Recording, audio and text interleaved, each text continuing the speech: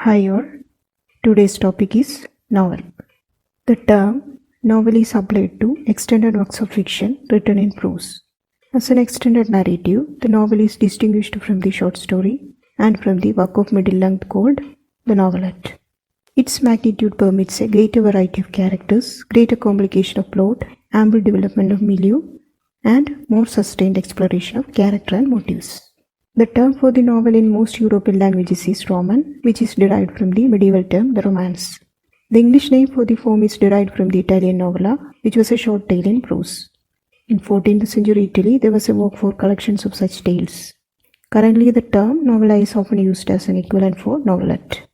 Long narrative romances in prose were written by Greek writers as early as the 2nd and 3rd centuries AD. Another important predecessor of the novel was the Pickaxe narrative, which emerged in 16th century Spain. Picaro is Spanish for rogue. Pickaxe fiction is realistic in manner, episodic in structure, and often satiric in aim. The development of the novel owes much to prose works which were written to deflate romantic or idealized fictional forms. Cervantes' great quasi-Picaraxe narrative Don Quixote was the single most important progenitor of the modern novel. In 1719, Daniel Defoe wrote Robinson Crusoe, and in 1722, Moll Flanders. Both of these are Picaresque in type. Robinson Crusoe is given an enforced unity of action by its focus on the problem of surviving on an uninhabited island, and both stories present so convincing a central character set in so solid and detailedly realized world that Defoe is often credited with writing the first novel of incident. The novel of incident, the greater interest is in what the protagonist will do next and on how the story will turn out.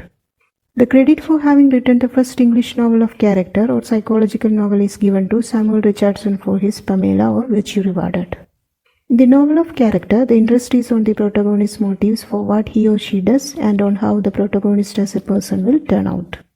Pamela and Clarissa are epistolary novels, that is, the narrative is conveyed entirely by an exchange of letters.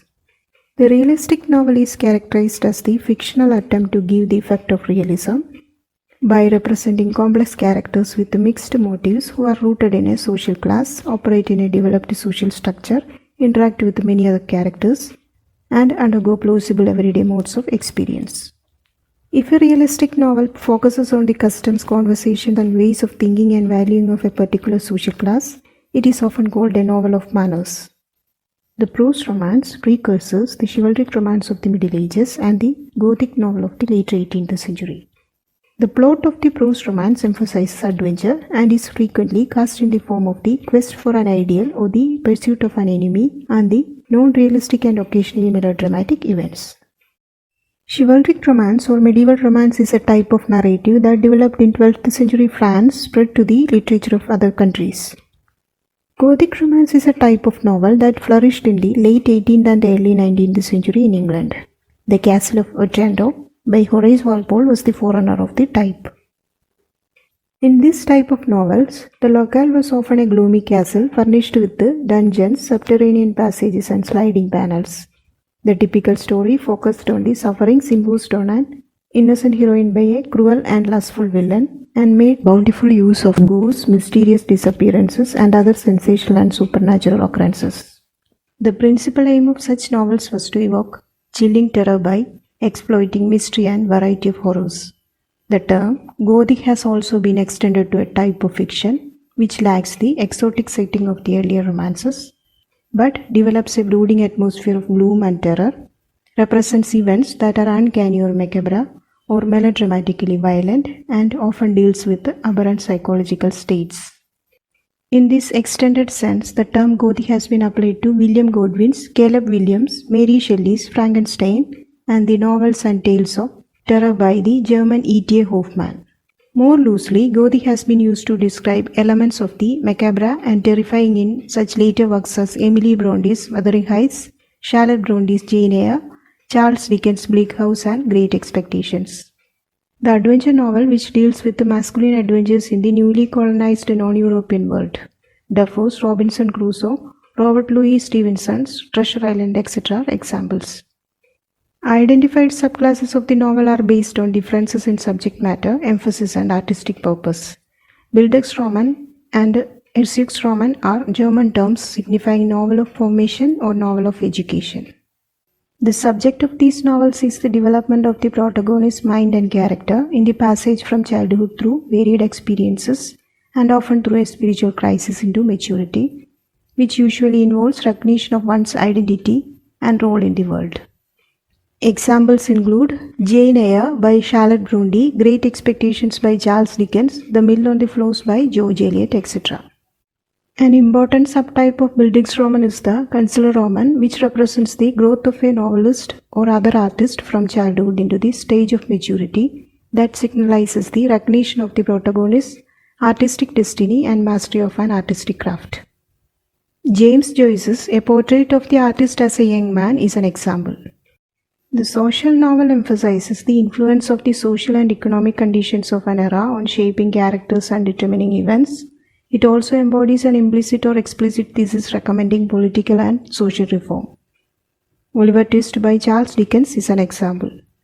Some realistic novels make use of events and personages from the historical past to add interest and picturesqueness to the narrative. The historical novel began in the 19th century with Sir Walter Scott. The historical novel not only takes its setting and some characters and events from history, but makes the historical events and issues crucial for the central characters and narrative. Examples of historical novels are Scott's Ivanhoe, set in the period of Norman domination of the Saxons at the time of Richard I.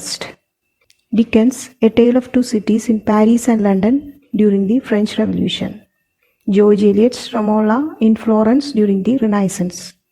Tolstoy's War and Peace during Napoleon's invasion of Russia, etc. One 20th century variant of the historical novel is known as documentary fiction, which incorporates not only historical characters and events, but also reports of everyday events in contemporary newspapers.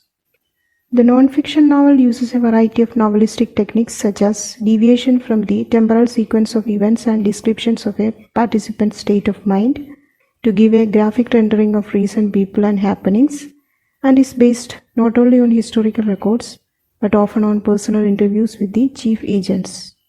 Truman Capote's In Cold Blood and Norman Mailer's The Executioner Song are examples. A third variant is the fabulative historical novel that interviews history with fantasized fantastic events. John Barth's The Saltweed Factor, Thomas Pynchon's Gravity's Rainbow are examples.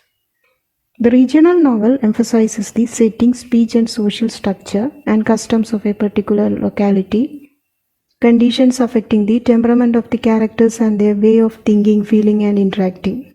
Examples of such localities are Wessex in Thomas Hardy's novels, Mississippi in Faulkner's novels, etc. Stella Gibbons wrote a witty parody of regional novel in Cold Comfort Farm. Beginning with the second half of the 19th century, the novel displaced all other forms in popularity. There has been constant experimentation with the new fictional methods such as the adaptation of forms and motifs from myths and dreams, the exploration of stream of consciousness narration, etc. In recent decades, such experimentation has reached a radical extreme. This is the era of what is sometimes called the anti-novel, that is, a work which is deliberately constructed in a negative fashion, relying for its effects on the deletion of standard elements, on violating traditional norms, and on playing against the expectations established in the reader by the novelistic methods and conventions of the past. The term magic realism, originally applied in 1920s to a school of painters, is used to describe the works of writers such as Gabriel Garcia Marquez in Colombia, Italo Calvino in Italy, Isabella Allende in Chile, Cantagrass in Germany, and John Fowles in England.